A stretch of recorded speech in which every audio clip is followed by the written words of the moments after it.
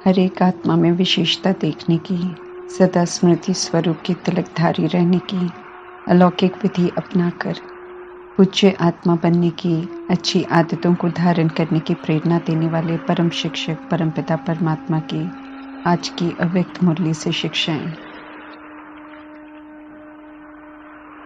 परमात्म शिक्षाएं सर्व शक्तियों को प्राप्त कर सशक्त बनने के लिए, संस्कार मिलाकर चलते हुए हिसाब किताब चुकता करने के लिए, ड्रामा के राज को जानकर सभी को स्वीकार करने के लिए, हर तरह की अधीनता से मुक्त होने के लिए मिल रही है।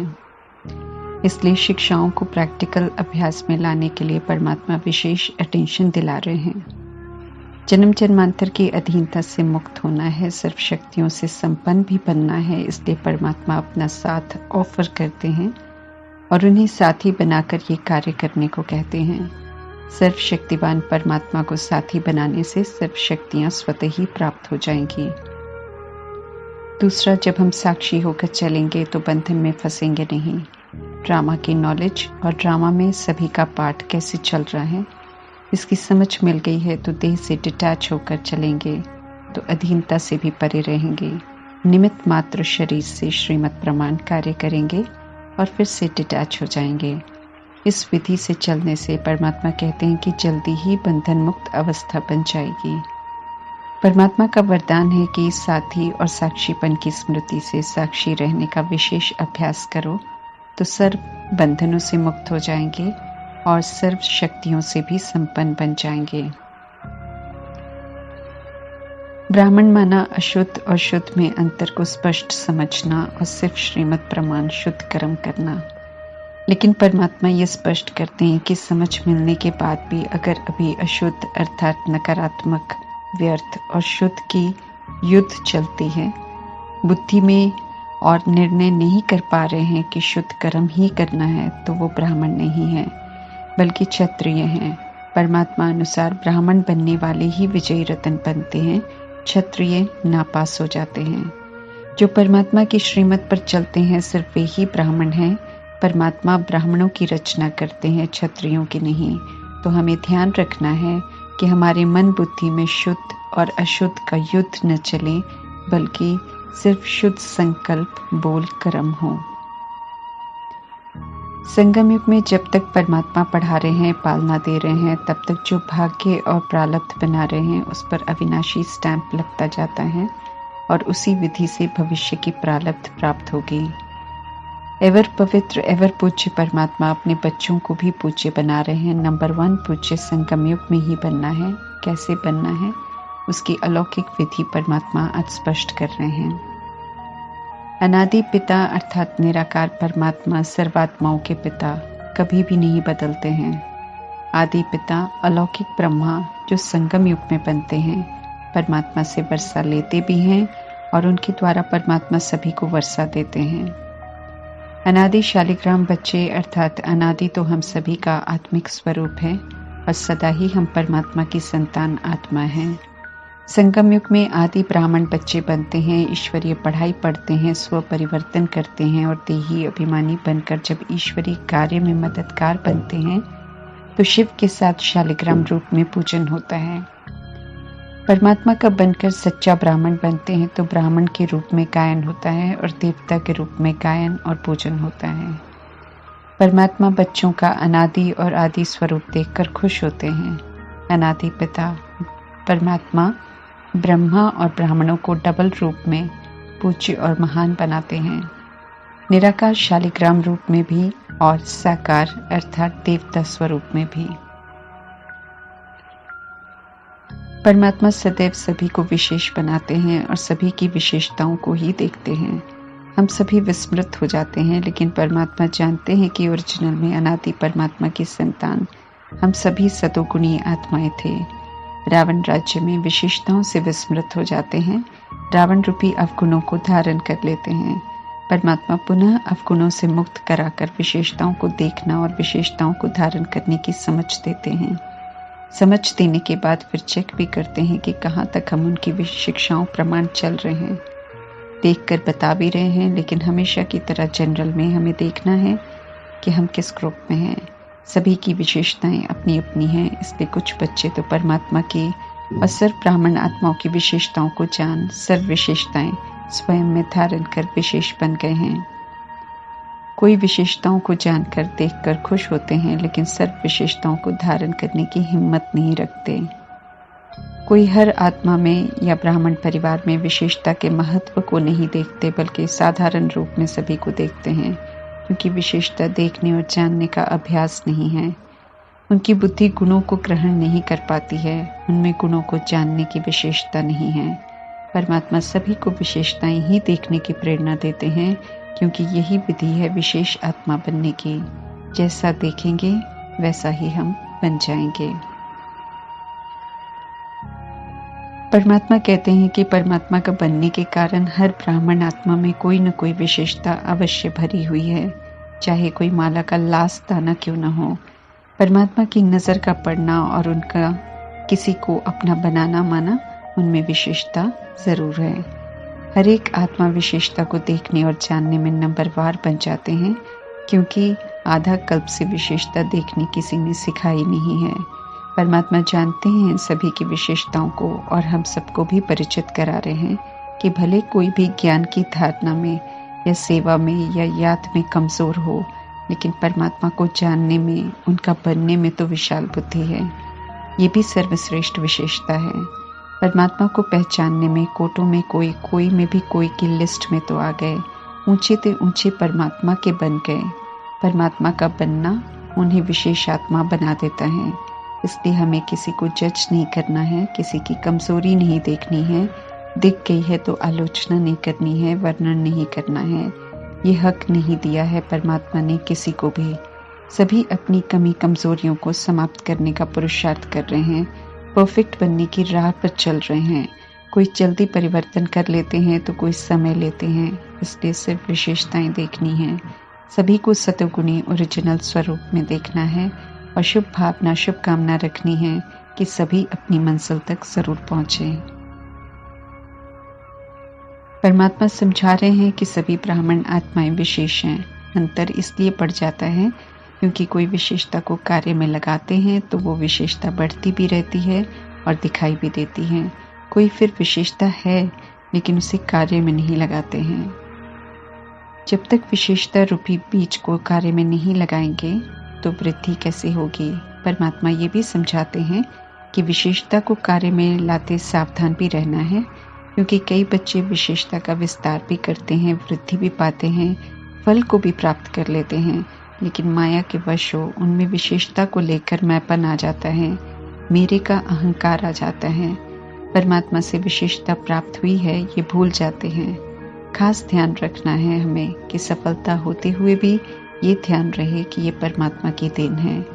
परमात्मा विशेषता द्वारा मूर्ति तैयार करवा रहे हैं। विशेषताओं को लेकर मैं के अहंकार में आना अर्थात खंडित मूर्ति बनना। खंडित मूर्ति की पूजा नहीं होती, मैंपन कभी ना आए, ये ध्यान रखना है। संगम युग में परमात्मा सिखा रहे हैं, शक्तियां और विशेषताओं से भर रहे हैं, तो निमित्त बन उन विशेषताओं को स्वयं में भरना है। परमात्मा करा रहे हैं सेवा, ये कभी नहीं भूलना है। ब्राह्मण बनने से पहले ये सब कुछ नहीं आता था, अभी हम अच्छा बनना परमात्मा से सीख रहे हैं। पूजन भक्ति मार्ग में होता है। संगम युग में पूज्य बनना माना सर्वात्माओं से दिल का स्नेह और दिल का रिगार्ड मिलना। ऐसा स्नेह और रिगार्ड तब मिलता है जब परमात्मा की देन है ये नहीं भूलते और निमित्तपन सेवा पर रहते हैं। दिल से रिगार्ड देना अर्थात दिल से देना और मर्यादा प्रमाण रिगार्ड देना अर्थात देना पड़ता है। परमात्मा कहते हैं इसमें बहुत अंतर है। संगम युग में पूज्य बनना अर्थात दिल से सर्व माने, जैसे मातेश्वरी को सब दिल से रिगार्ड देते थे, क्योंकि वे सदैव परमात्मा पिता को आगे रखते थे, मैंपन से संपूर्ण मुक्त। संगम युग में पूज्य बनने के संस्कार भरते हैं। अभी शरीरों की पूजा नहीं होती क्योंकि पुराना शरीर है, तमोगुणी तत्वों से बना है, लेकिन इसी में रहते पूजनीय बनने के संस्कार भरने हैं। भक्ति मार्ग में फिर पूजनीय जड़ चित्र बनते हैं जिनकी पूजा होती है। वहां धूप जलाने, कीर्तन करने, हार पहनाने, आरती करने, तिलक लगाने की स्थूल विधि अपनाते हैं। ये विधियां पूजनीय संस्कार भरते समय नहीं अपनानी है। संगम युग में स्थूल विधियां नहीं होती हैं, लेकिन जो आत्माएं श्रीमत पर चल पूजनीय बनती हैं, उन्हें सभी से सच्चा स्नेह और शुभ भावना मिलती रहती है। ऐसी आत्माओं को देखकर अन्य आत्माएं भी परमात्मा पर बलिहार जाती हैं। पूजनीय बनने वाली आत्माएं सदा स्मृति स्वरूप रहती हैं, न स्वयं के आत्मिक स्वरूप से विस्मृत होती हैं और न परमात्मा से विस्मृत होती हैं। इसलिए उन्हें देखकर औरों को भी स्मृति स्वरूप बनने में मदद मिलती है। ये अलौकिक विधि है पूज्य आत्मा बनने की। भक्ति मार्ग में पूज्य बनने से ज्यादा श्रेष्ठ पूजा अब की है, क्योंकि परमात्मा की याद में रहने वाली नंबर 1 विशेष पूज्य आत्माओं की दृष्टि मिलने से खुशी, शांति, उमंग, उत्साह की शक्ति अनुभव होती है। परमात्मा कहते हैं कि लक्ष्य तो सभी का नंबर 1 का है, लेकिन ऐसे पूज्य बनो जैसे ब्रह्मा की साकार आत्मा प्रजापिता ब्रह्मा नंबर 1 संगम योगी पूज्य और भविष्य में भी नंबर 1 पूज्य बनते हैं। ऐसे ही विशेषताओं को धारण कर विशेष आत्मा बनो। भगवानुवाच है, आप सभी भी ऐसा पूजनीय बन सकते हो जैसे लक्ष्मी नारायण नंबर 1 पूज्य बने। कमाल परमात्मा की कमाल शिक्षाएं मिल रही हैं। परमात्मा कहते हैं कि शिक्षाओं को प्रैक्टिकल में अमल में लाकर सदा ऐसे संकल्प बोल कर्म करो, सदा कमाल होगी। उसमें मैंपन के अहंकार का धमाल नहीं होगा। संगम योगी ब्राह्मण वरण ऊंचा वरण है, ऊंचा नाम है। इस वरण के ऊंचे श्रेष्ठ कर्म है। इसे स्मृति में रख सदैव श्रेष्ठ कर्म करो।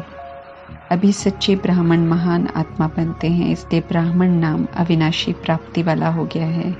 लास्ट जन्म में भी कलयुग में नामधारी ब्राह्मण मेहनत नहीं करते हैं, ब्राह्मण नाम से आराम से खाते रहते हैं। संगम योगी ब्राह्मण जीवन की विशेषताओं की निशानियां अंतिम जन्म में भी दिखाई दे रही हैं। नंबर 1 विशेष बनने वाली आत्मा की विशेषता को सामने रख स्वयं को चेक कर विशेष बनना है और विशेषता का महत्व सुनाकर औरों को भी विशेष बनाना है। परमात्मा ने हमें अपना श्रीमत रूपी हाथ और साथ दिया है। परमात्मा हमसे पूछ रहे हैं कि क्या हम खुद को भाग्यवान समझते हैं। हाथ और साथ है तो सदा ही जीवन में मौज है, तो चेक करना है कि मौज में रहते हैं, कभी कंफ्यूज तो नहीं होते हैं, परिस्थितियां अपनी तरफ आकर्षित तो नहीं करती, सदा परमात्मा की तरफ आकर्षित होते रहते हैं, क्योंकि उनसे अच्छा तो कोई है ही नहीं।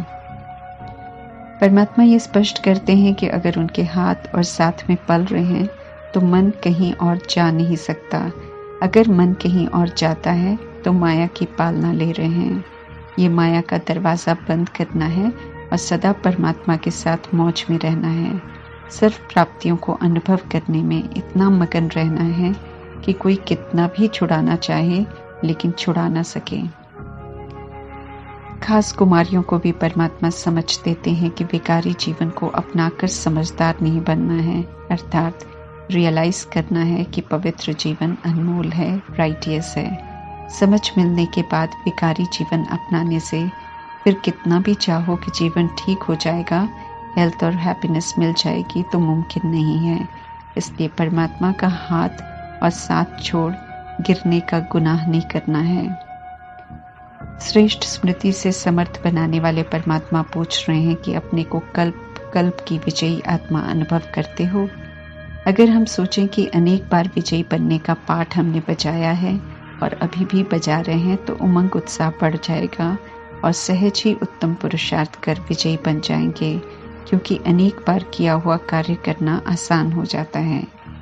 अनेक बार की मैं विजयी आत्मा हूँ, ये स्मृति मेहनत से छुड़ा देती है और परिस्थिति महज एक खेल की तरह अनुभव होती है और विजय अधिकार अनुभव होता है जो स्वतः ही मिलता है। परमात्मा कहते हैं, अधिकार से आगे बढ़ो और औरों को भी बढ़ाओ। जब तक लौकिक संबंध में है तो देह अभिमान, स्वार्थ और विकार है, जिसके कारण लौकिक रिश्तों से सच्चा सुख और खुशी नहीं मिलती। लेकिन आत्मा और आत्मा के स्वधर्म की समझ मिलने के बाद जब श्रीमत प्रमाण हम उन संबंधों को अलौकिक दृष्टि वृत्ति से देखते हैं और उसी विधि से खुद को भी परमात्मा की संतान और उन्हें भी परमात्मा की संतान समझकर चलते हैं, तो संबंधों से दुख देने वाला देह अभिमान, विकार, स्वार्थ सब समाप्त हो जाता है और फिर शर्त रहित सच्चा सुख और प्रेम देने वाला संबंध बन जाता है। परमात्मा पूछ रहे हैं कि ऐसा परिवर्तन कर हम अनुभव करते हैं कि दुखियों की दुनिया से सुख की दुनिया में, सुख के संसार में आ गए हैं। देह अभिमान में संकल्प बोल कर्म में आना माना रावण का बच्चा। पहले हम सब रावण के बच्चे थे तो दुख देते लेते थे, सभी तो सुख के सागर परमात्मा के, अभी तो सुख के सागर परमात्मा के बच्चे हैं तो सुख स्वरूप बन गए हैं। हमें खुद से पूछना है। वर्तमान संगम योगी जीवन फर्स्ट नंबर है, क्योंकि परमात्मा से हम सब कुछ अच्छा सीख रहे हैं। अभी अलौकिक ब्राह्मण हैं, परमात्मा के संग पाठ बचा रहे हैं, उनकी पालना में पल रहे हैं, दैवी घराने के संस्कार बना रहे हैं, इसलिए देवताएं सेकंड नंबर में हैं। परमात्मा पूछ रहे हैं कि ये अलौकिक जीवन प्यारा लगता है। सारे कल्प में संगम युग जैसा श्रेष्ठ भाग्य मिल नहीं सकता। श्रेष्ठ भाग्य है जो परमात्मा मिलते हैं और भाग्य बनाने का अवसर और विधि बताते हैं। वर्तमान संगम युग का महत्व है, क्योंकि जो भविष्य में भाग्य प्राप्त होता है वो अभी के पुरुषार्थ की प्रारब्ध है। श्रेष्ठ कर्मों के बीज अभी बोते हैं श्रीमद् प्रमाण, और श्रेष्ठ भाग्य बनता जाता है, जिसकी अनुभूति अभी भी हम कर सकते हैं। इस समय पद्मा पदम भाग्य बन रहा है। ये स्मृति मर्ज न हो, बल्कि सदा इमर्ज रूप में रहे, ताकि संकल्प बोल या कर्म करते हुए याद रहे कि भाग्य बन रहा है। स्मृति स्वरूप रहने से ही पद्मा पदम भाग्यवान बन सकते हैं। स्मृति मर्ज हो गई तो भूले करते रहेंगे, रुकते रहेंगे, मेहनत करते रहेंगे। पद्मा पदम भाग्यवान की स्मृति परमात्मा का वरदान है। इसे साथ रखेंगे तो परमात्मा कहते हैं आगे बढ़ते जाएंगे और मेहनत से छूट जाएंगे। लौकिक संबंधों के साथ रहते हुए कभी एक्यूरेट फैसला देना हो तो परमात्मा समझाते हैं कि फैसला करने समय लौकिक सोच न हो, बल्कि अलौकिक शक्तिशाली स्थिति अर्थात आत्मिक स्थिति, परमात्मा की संतान की स्मृति हो। अलौकिक बनने के कारण पिछली बातें स्मृति में न हो। बातें होंगी तो संस्कार भी इमर्ज हो जाएंगे। इसलिए एक्यूरेट फैसला करने के लिए परमात्मा कहते हैं आत्मा समझकर फैसला करो।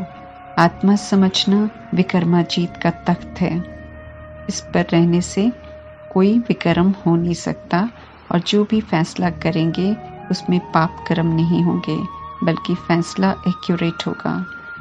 लौकिक रिश्ते तो लौकिक रीति से अर्थात देह भान या देह अभिमान में सोचेंगे, जिससे विकर्म होने हैं। इसलिए उनके प्रभाव में नहीं आकर हमें आत्मिक स्थिति के तख्त पर स्थित होकर फैसला करना है। इसी विधि में अपना भी और औरों का भी कल्याण समाया हुआ है। ओम शांति।